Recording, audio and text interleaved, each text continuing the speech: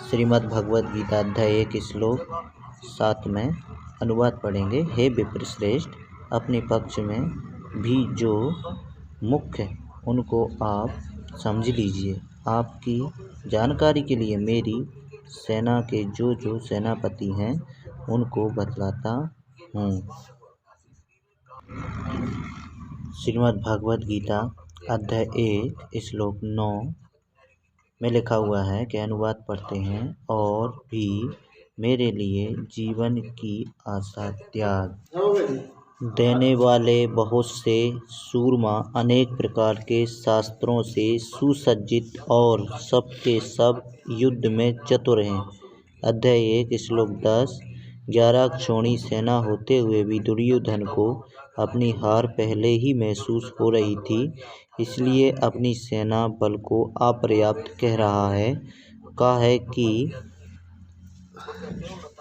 भीष्म पितामह द्वारा 10वें श्लोक, भीष्म पितामह द्वारा रक्षित हमारी वह सेना अपर्याप्त है यानी कम है, और भीम द्वारा रक्षित इन लोगों की यह सेना पर्याप्त है यानी बहुत है।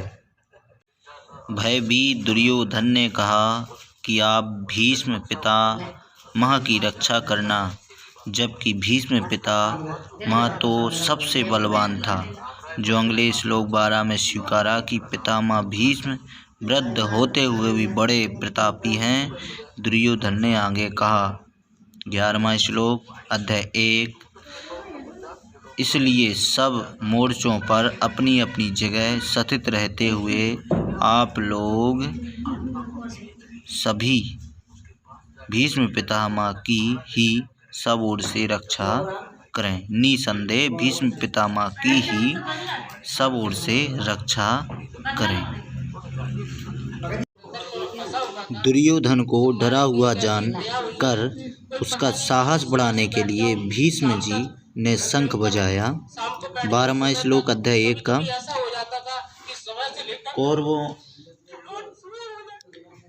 कौरवों में वृद्ध बड़े प्रतापी पितामह भीष्म ने उस दुर्योधन के हृदय में हर्ष उत्पन्न करते हुए उच्च स्वर से सिंह की दहाड़ के समान गरज कर शंख बजाया।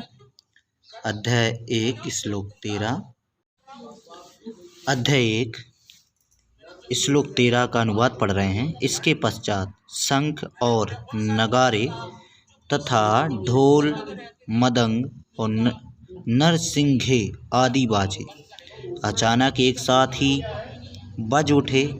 उनका वह शब्द बड़ा भयंकर हुआ।